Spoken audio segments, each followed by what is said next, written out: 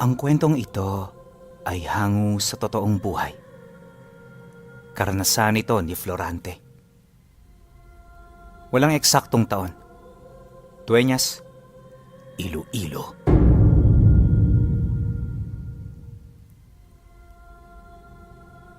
Noong mga panahong ito, kasagsagan ng kasikatan ni Teniente Guimo.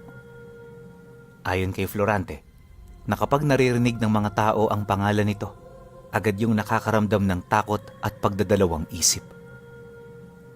Bilang taga-Dueñas, ramdam niya ang tensyon sa mga naninirahan dito, pero di siya roon nababahala. Gaano man kasi kabangis itong si Teniente Guimo, naniniwala siya na meron pa ring mga tao na mas higit na mas mataas dito. At kaya niya nasabi ang tungkol sa bagay na yon ay dahil isa ang kanyang ama sa kinakatakutan nito.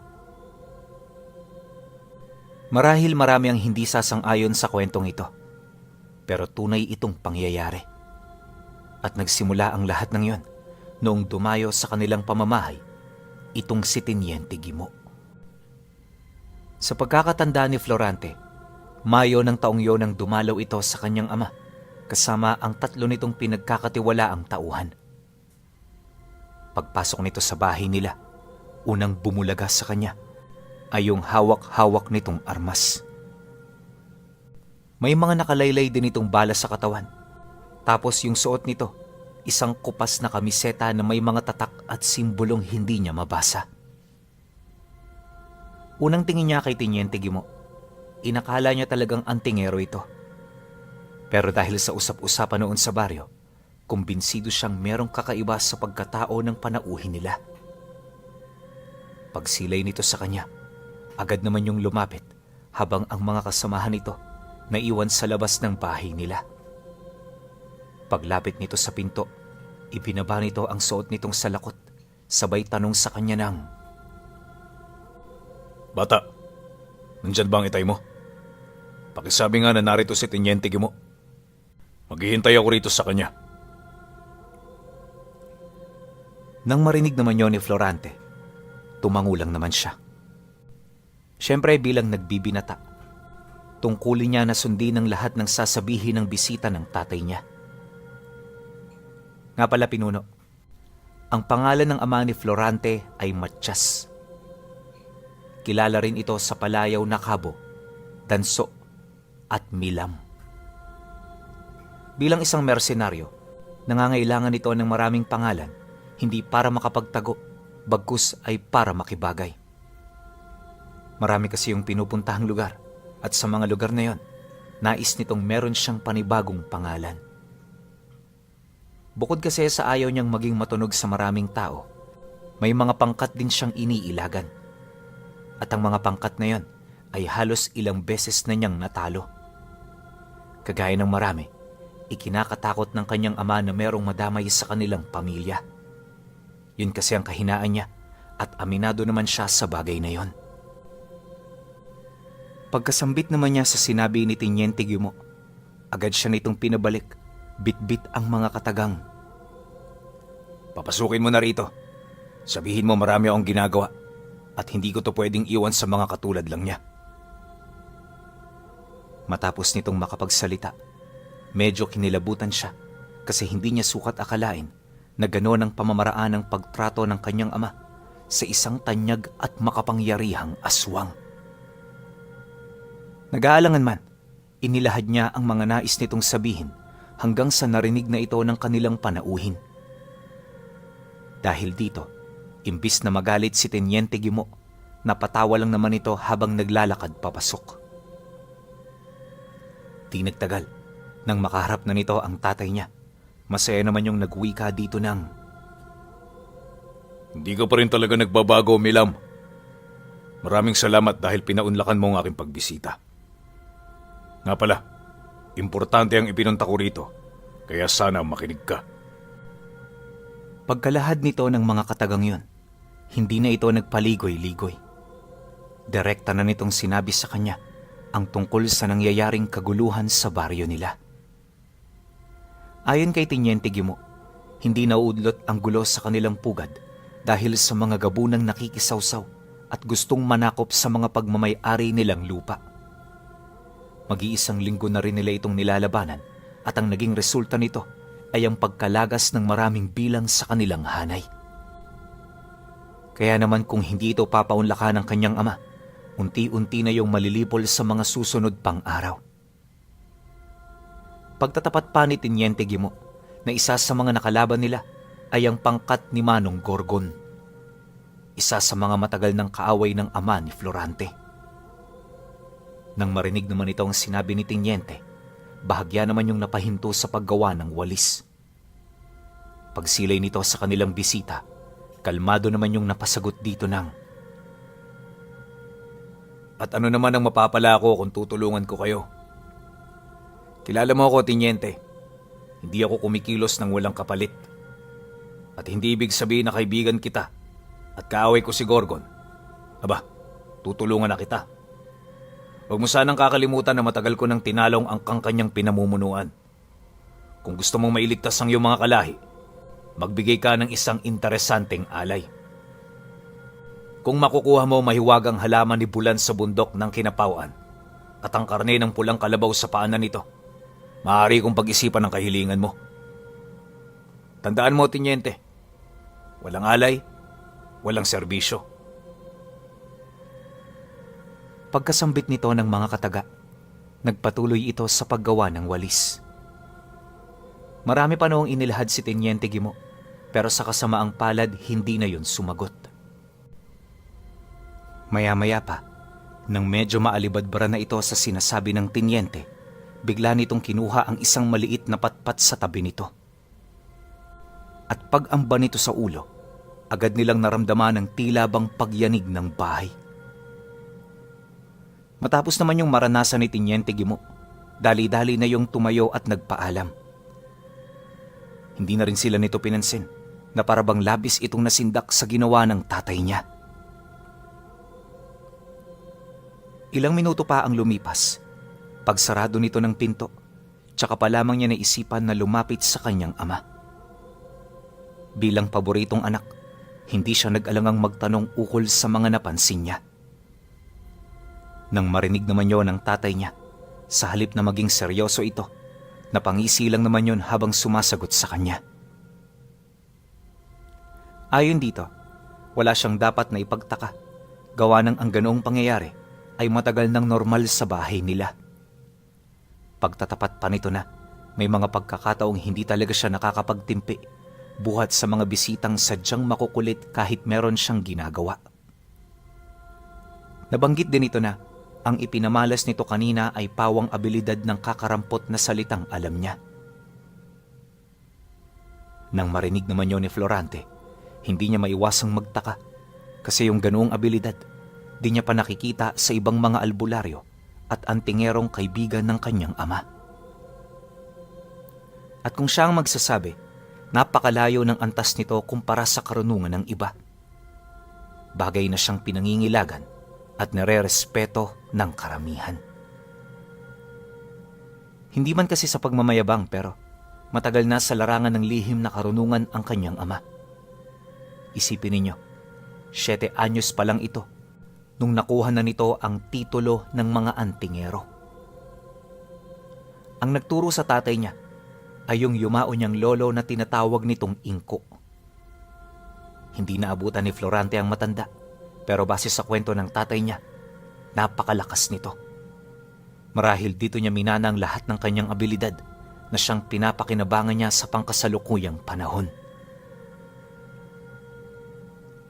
Sa pagpapatuloy ng kanilang pag-uusap, inilahad nito sa kanya kung gaano kahalaga ang mahiwagang halamang pagmamay-ari ng diwatang si Bulan.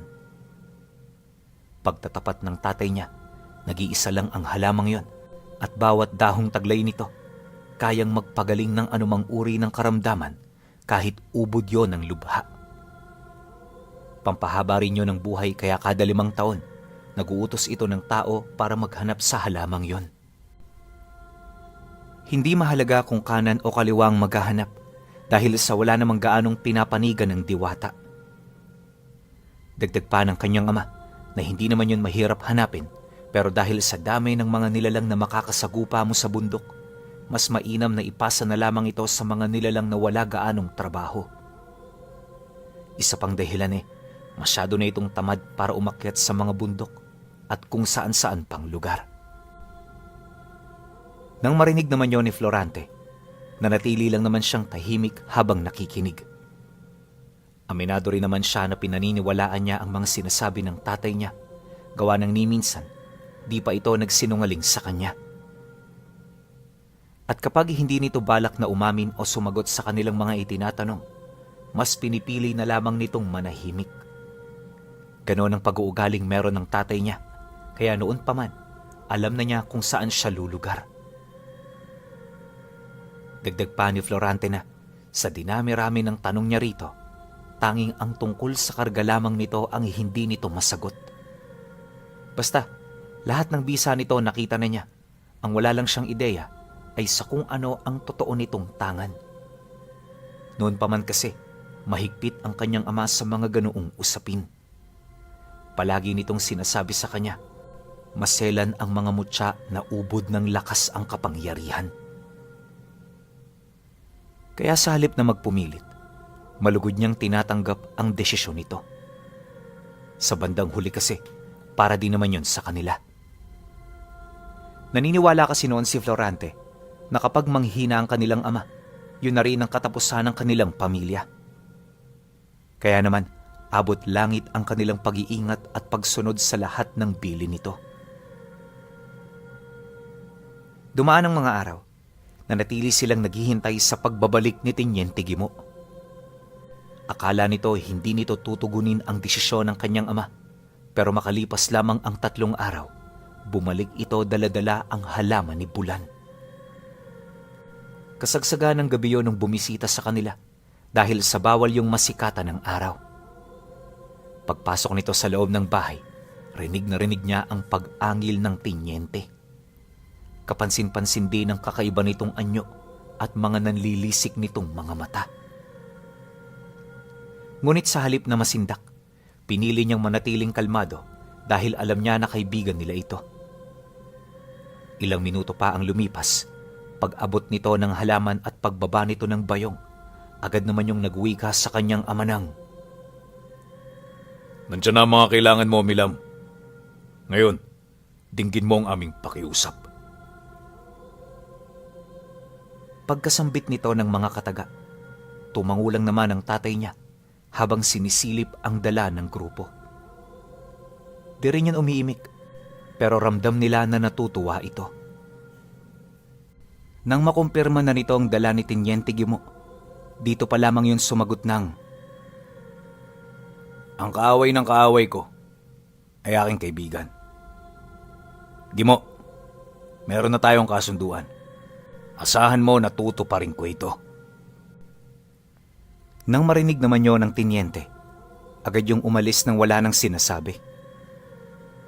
Sila Florante naman noon, naiwang nakamasid sa halamang tila bang kumikilos ng mag-isa. Ayon sa kanya, napakakinis ng mga dahon nito, tapos napakadulas nito kung hawakan. Pinapalibutan din yon ng mga alitaptap na parabang namamahay sa loob ng maliit nitong katawan. Kamangha-mangha ang ganoong halaman pinuno, sa puntong hindi mo na kailangan magkaroon ng karunungan para masabing napakahiwaga nito. Maya-maya pa, nang manawa na siya, ipinatong na ito ng tatay niya sa madilim na bahagi ng altar nila. Kabilin-bilin na nito, wag na wag bubuksan ang pinto malapit sa altar para hindi yun masinaga ng araw. Dagdag pa nito, napakalaking tulong ng halaman sa kanilang pamilya, kaya siguraduhin nila na masusunod ang bawat payo niya. Sa paglalim pa ng gabi, kumilos na ang tatay niya. Pagkakuha nito ng bayong, naglagay yun doon ng lampara, kalakip ng punyal at mga lubid na gawa sa pinatuyong baging. Matapos nun, lumapit ito sa kanya, kasabay ng dahan-dahan itong pagtapik sa kanyang balikat. "Magsuot ka ng mahabang damit, Florante, dahil ikaw ang tutulong sa akin ngayong gabi. Peace na. Dali." Bulong nito. Nang marinig niya ang mga katagang yon, di siya nagdalawang isip na sumunod. At habang naghahanda, halos hindi niya mailarawan ang kasalukuyan niyang nararamdaman. Ayon sa kanya, na nung marinig niya ang sinabi nito, di niya maipagkakailang tuwang-tuwa siya. Ngunit sa likod ng kasiyahang yon, nagtatago ang takot ukol sa mga bagay na pwedeng mangyari sa kanilang dalawa. Alalang-alala noon si Florante na baka mas malakas pa sa tatay niya ang mga nilalang na makakasagupa nito, kaya di pa man sila nakakalabas ng bahay, nagdasal na siya ng taimtim. Subalit nang mapansin ito ng tatay niya, bigla naman siya nitong tinapik, sabay abiso na itigil niya kung ano man ang iniisip niya. Nang marinig naman niya ang tungkol dito, tsaka pa lamang siya naantala sa kanyang ginagawa. Ilang minuto pa ang lumipas, bitbit ang lampara, tinahak nila ang masukal na kakahuyan. Wala siyang ideya kung saan sila pupunta, pero base sa ginagawa ng tatay niya, mukhang alam nito ang daan kung saan sila patungo. Maya-maya pa, pagdating nila sa isang liblib na parte ng gubat, may nakita siyang isang maliit na kubo na nakapatong sa isang dambuhalang sisiw na kulay itim. Wala siyang ideya kung ano ito, pero nung masipat niya ito, sadyang kakaiba ito sa mga hayop na matagal na niyang nakikita. Isipin ninyo, mahaba ang balahibo ng sisiw na yon, may mahabang tuka, tapos meron itong berdeng mga mata. May mga butas din yun sa ibaba ng leeg niya na parabang doon yun humihinga. Nakaupo lang ito kung saan nila yon nadatnan, pero pagpasok nila sa loob ng kubo, naramdaman niya na bigla itong gumalaw. Nang mapansin naman ng tatay niya na paalis na sila, inabisuhan siya nito na umupo sa isang antigong upuan malapit sa bintana. Kung titingnan, parang mawawasak na ang upuang yon, pero pag upo niya rito, napansin niyang napakatibay nito. At bago pa man kumaripas ng takbo ang sisiw na pinagpatungan ng kubo, may pumulupot sa kanyang matandang ugat ng puno upang maging komportable ang kanyang paglalakbay. Kalahating oras din siyang nanatili sa ganoong sitwasyon hanggang sa bigla na lamang tumigil ang pag-uga ng kubo. Hindi naglaon, bumukas ang mga bintana nito kung saan nakita niya ang baryo ni Teniente Guimo na kasalukuyang sinasalakay ng samut-saring mga nilalang. Base sa mga nakita niya, hindi lang aswang ang kalaban nito, gawa ng may mga nasipat siyang itim na tikbalang at mga engkantong tumutulong sa panig ng kalaban. Kaya naman yung mga aswang na kasama ni Teniente Guimo, labis-labis na nahihirapan. Di pa man sila nakakababa ng kubo, nakita na nila kung gaano katindi ang pinsala ng digmaan. Dahil dito, dali-dali namang bumaba ang kanyang ama habang inuutusan siya na manatili sa loob ng kubo. Babala pa nito na huwag niyang tangkaing lumabas dahil sa sandaling umapak siya sa lupa, maaagaw ng presensya niya ang atensyon ng maraming aswang sa paligid. Matapos naman yung marinig ni Florante, mariin naman niya itong tinandaan. At kahit anong mangyari noon, ipinangako niya sa kanyang sarili na susundin niya ang habili nito. Hindi nagtagal, paglayo naman ito sa kubo, nanlaki ang kanyang mga mata nang masipat niya na parang tinutulak ito ng lupa. Kahit kasi hindi kumikilos ang mga paa nito, ramdam na ramdam niya ang mabilis nitong paglayo. Pagpasok ng tatay niya sa entrada ng kubo, bahagyang naudlot sa paglalaban ang mga nilalang na naroon. Noong una, wala naman siyang napansing kakaiba sa ginagawa nito. Pero nung tinitigan niya yon ng maigi, napansin niya na parang may kakayahan itong patigilin ang kahit na sinong nilalang na naroon. Sa bawat kumpas ng kamay nito, kapansin-pansin din ang pagbagal ng kilos ng mga nilalang kahit ubod yon ang bilis. At ang mas nakakagulat pa, nakikita niya na parang gumagalaw ang lupa kung saan nakaapak ang tatay niya. Bagay na kanya namang ikinagulat at ikinamangha. Sa loob ng halos 1 oras na pakikipaglaban dito, nakita niya kung papaano ulit-ulitin ng tatay niya ang ganoong abilidad. Napaka-epektibo nito sa lahat ng nilalang na nakakasalamuha nito. gawa ng walang kahit na sino at walang kahit na anong kakayahan ang may abilidad na kumontra sa pagpapatigil at pagpapabagal ng oras. Akala niya, yun lang ang abilidad ng kanyang ama, pero hindi naglaon. Nasaksihan niya kung papaano ito lumikha ng mga engkanto gamit lamang ang lupa at esensya ng mga puno. Ayon kay Florante, na kapag ginawa yun ng tatay niya, biglang namamatay ang mga punong pinagkukuhanan nito ng esensya. Yung esensya kasing ginagamit nito ay parang kahalintulad din ng kaluluwa ng tao. Kaya sa oras na maipasok niya na yon sa ilalim ng lupa, agad itong maglilikha ng nilalang na may iisang anyo. Malalobo na kalahating unggoy ang wangis nito, kaya napakadali lang nitong makipaglaban sa mga nilalang. Matapos naman yung tawagin ng tatay niya, madaling nakaatras ang mga kasamahan ni Teniente Guimont hanggang sa hindi na yon nalagasan pa.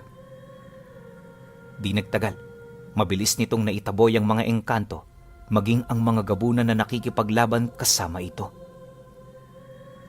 Maya-maya pa, nang masukol na niya ang mga nilalang, tsaka pa lamang yun nagsimulang magsipulasan papalayo. Bawat isa sa mga nakaligtas, iisang bagay lang ang nais, at yun ay walang iba kundi ang makatakas sa kamay niya. Nang tuluyan na yung makaatras, tsaka pa lamang niya itinigil ang pag-atake. At sa halip na habulin ang mga ito, nagmamadali nitong nilapitan si Teniente Guimont. Teniente, ayos ka lang ba? Mabuti naman ligtas ka, kahit pumuesto ka sa printera ng inyong hanay. Hanga ko sa katapangan mo, Teniente. Kaya asahan mo na hindi kita tatalikuran sa labang ito. Wika ng kanyang ama. Maraming salamat, Milam. Maraming salamat. Sagot naman ni Teniente Guimont. Matapos ang usapan, agad naman yung bumalik ng kubo.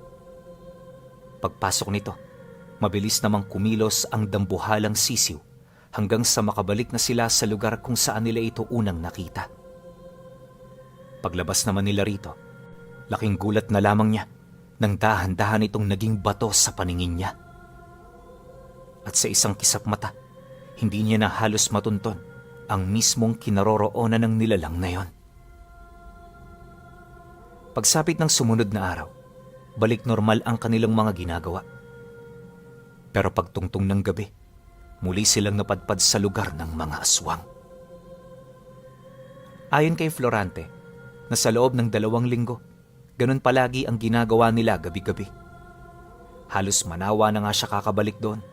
Pero kapag nakikita niya ang nangyayari sa baryo, nanunumbalik ang kanyang pagmamalabis na masaksihan ang mga susunod pang kaganapan. Walang gabi sa lugar na yon na walang namamatay. Kaya yung isip niya, nasanay na rin sa mga ganoong pangyayari. Hindi naglaon, nang manghina na ang puwersa ng kalaban nila. Naglakas loob na itong si Florante na sumama sa kanyang ama patungo sa baryo ng Teniente. Noong una hindi pa ito pumapayag, pero nang makita nito ang kanyang lakas ng loob at paninindigan, nagdesisyon itong sumang-ayon. At sa kauna-unahang pagkakataon, lumabas silang magkasama sa baryong nakatayo sa likod ng alaga nito. Pagbagtas nila ng daan, agad na pumalibot sa kanila ang malaasong nilalang na nilikha nito. Bawat isa sa mga nilalang maiging nakamasid upang masigurong ligtas silang mag-ama sa lahat ng oras. Malayo rin ang distansya ng mga nilalang na yon upang madali nilang makita ang kalabang paparating. Ilang minuto pa ang lumipas. Pagpasok nila ng baryo, napansin nila na tahimik ang paligid. Yung mga kalaban ni Teniente Guimont nagmamasid mula sa malayo habang kasakasama ang kanilang pinuno. Pagturo dito ng kanyang ama, agad itong nagwika sa Teniente ng, Buka ngayong gabi, magkakaalaman na kung sino ang magwawagi. Teniente, ihanda mong lahat ng kasama mong may lakas pa. Dahil sabay-sabay natin silang sasalubungin. Nang marinig naman ni Teniente Guimo ang sinabi ng kanyang ama, walang pagdadalawang isip itong sumang-ayon. Matapos nun, agad naman yung umalis para tipunin ang mga kasamahan nitong may natitira pang lakas para lumaban. Sa loob ng ilang minuto, purong atungal at pag-aangil ang kanilang narinig. Nakakatakot man pero hindi siya gaanong nababahala dahil alam niya na nasa likuran niya ang tatay niya. Kalaunan, nang makabuo na yon ng grupo, sabay-sabay na itong nagpalit anyo. Pagtubo ng pakpak ni Teniente Guimo, agad itong lumipad sa kalangitan habang mabilis na bumubulusok patungo sa kinaroroonan ng kanilang mga kalaban. Buong tapang nitong hinarap ang gabunan ng angkan para balaan ito ukol sa nalalapit nitong katapusan. Ngunit nang marinig yon ang kabilang panig, hindi yon basta-bastang nakumbinsi. Wala rin sa isip nito ang umatras dahil kumpiyansa sila na matatalo nila ang pangkat ni Teniente Guimo. Kaya naman nang marinig ito ng Teniente, dali-dali yung bumalik sa kanilang kinaroroonan. Inilahad din ito sa kanyang ama ang sagot ng kalaban nila. Kaya naman nang marinig ito ng tatay niya, napangiti lang ito habang nagwiwika ng, "Gusto na talagang mamatay ng siraulong to ah. Sige Guimo, paunahin mo na ang pangkat mo. Ako na ang bahala sa mga hahambalang sa inyo. Ngayon ang misyon mo, paslangin ang kanilang pinuno. Ikaw ang gagawa niyan, sapagkat sa iyo siya nagkasala." Pagkarinig ng Teniente sa kanyang sinabi, tumangulang naman ito habang nagpapasalamat. At matapos ang kanilang pag-uusap, hindi na yon nagdalawang isip na umalis. Paglusob ng pangkat, mabilis namang bumaba sa burol ang mga nilalang. Malaking agwat ang nangyari noong labanan, gawa ng yung mga aswang na dumating noong gabi ay mga aswang na lakat. Wala itong pakpak kagaya nila Guimo, kaya di hamak na mas malakas ito kung pisikal na kumbate lamang ang pag-uusapan. Dagdag pa ng tatay niya na, sa mga ganoong sitwasyon, malabo itong manalo kung hindi sila naroon. Hindi nagtagal, nang makalapit na ang grupo sa kanilang mga kalaban, agad namang nagpang-abot ang mga ito. Napakalakas na salpukan ang naganap na halos dumagungdong sa lahat ng direksyon ng mga sigaw. Matapos naman yung masilayan ng tatay niya, nagmamadali itong pinalusob ang kanyang mga alaga. May mga buhay na salita na rin yung sinambit hanggang sa umahon mula sa ilalim ng kinatatayuan nito ang isang kayumangging diwata na may daladalang banga na may tumutulong mga ginto. Pagbuka ng pakpak nito, agad yung tumungo sa kalangitan habang nagpapakawala ng isang kakaibang huni. Nang masipat naman yon ni Florante, maingat niyang pinagmasdan ang mga susunod nitong gagawin. Akala niya makikipaglaban lang ito sa mga aswang, pero makalipas lang ang ilang minuto, biglang binalot ng isang lilang liwanag ang buong paligid. May hahalin tulad mo ito sa hindi nakikitang harang, kaya ni isang aswang walang nakapansin dito. Napakalawak din ang nasakop ng liwanag na yon, sa puntong nabalutan na nito ang kabuuan ng baryo. Matapos itong may isakatuparan ng diwata, ito na ang nagdikta sa kung papaano nito patatakbuhin ang oras sa loob ng harang. Ayon sa kanyang ama, pwede itong palabasin at pabagalin ng gabay niya. Dagdag pa nito na, sa sandaling makapasok doon ang kanilang mga kalaban, natitiyak na ang kamatayan nito. Nabanggit din ito na, tsak na ang kanilang panalo, kaya wala na silang dapat na ikabahala. Nang marinig naman yon ni Florante, abot langit ang kanyang naging paghanga sa abilidad nito. Halos hindi kasi siya makapaniwala na ang kakayahan ng tatay niya ay nahahanay sa oras at panahon. Isa yon sa pinakamalakas na puwersang umiikot sa mundo na walang kahit na sino maliban sa Panginoon ang may kakayahang kumontra. Dahil dito, kung kaya't napatunayan niya na tunay ngang malakas at hindi basta-basta ang kanyang ama. Makalipas pa ang ilang minutong pagmamasid, nakita niya kung papaano nito paglaruan ang panig ng kanilang mga kalaban. Ayon sa kanya, na noong nailatag ang bagay na yon ng nilalang na pinaahon ng kanyang ama, naging tagilid na ang panig ng mga kalaban nila. Habang napakabagal kasi nitong kumilos, normal na nakalapit dito ang pangkat ni Tiniente Gimo. Yun ang naging daan para magawa nila itong mapaslang ng hindi gaanong nababawasan. Isipin ninyo, mga gabunan ng kalaban nila, kaya kahit pabagalin ito ng tatay niya, nakakapalag pa rin ito sa iilang mga mahihina. Yun nga lang, hindi pa rin nagwagi ang mga ito, gawa ng ni minsan hindi yun nagkaroon ng tsansa para paslangin ang mga nilalang na nilikha nito gamit ang isensya. Hindi naglaon. Dito na nga matagumpay na naitarak ni Tiniente Gimo sa pinuno ang matatalas nitong mga kuko. Hindi pa yun nakontento. Sinakmal pa nito ang leeg ng nilalang na yon hanggang sa tuluyan na itong maputulan ng ulo. Pag-angat naman ito sa pugot na ulo ng nilalang, doon na naghiyawan ang kanyang mga kasama, indikasyon ng pagtagumpay nila. Nang masipat naman yon ng iba pang nakikipaglaban, napilitan na yung tumakas. Bilang isang mandirigma, bukal sa loob nilang natatanggap ang pagkatalo kapag napaslang na ng kanilang mga kalaban ang kanilang pinuno. Dahil dito, kung kaya't nakakatakas sila ng walang kahit na anong dalang kahihiyan sa katawan. Pagkatapos ng mga nangyari, labis na selebrasyon ang ginawa ng grupo. At bilang pasasalamat ng mga ito, inialay sa kanyang ama ang araw ng naganap na selebrasyon. Taon-taon itong ginagawa nila Tiniente Gimo para hindi makalimot. At para na rin manatili ang pagkakakilanlan nito, hindi na sila nag-abala pang akuin ang pagkapanalo. Buong-buo nila itong ibinigay sa angka ng mga aswang upang mapanatili ang katanyagan at patuloy na maitago ang nangyaring kaganapan na paghingi ng tulong ni Tiniente Gimo sa napakalakas na mersenaryo.